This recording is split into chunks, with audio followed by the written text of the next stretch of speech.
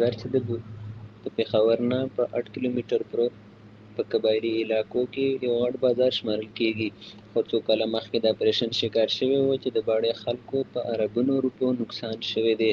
حکومت لخوا تر اوسه پورې هیڅ قسمه تعاون نه دی شوی. عوام خپل مدد په خپله سره باډه بازار یو ځل بیا آباد کړی دی. د باډې بازار آبادولو کې ډېره قرباني د باډې تاجر یونین کړې ده چې د یادولو قابل دي. اوس هم دوی د باډې آبادولو کې لګیا دي، شپه ورځ محنت کوي. باډه بازار چې د ملک د ډېرو حصو نه به ورته کاروباري خلک راتلل. الله دې وکړي چې باډه بازار یو ځل بیا هغه پخوانی بازار جوړ شي.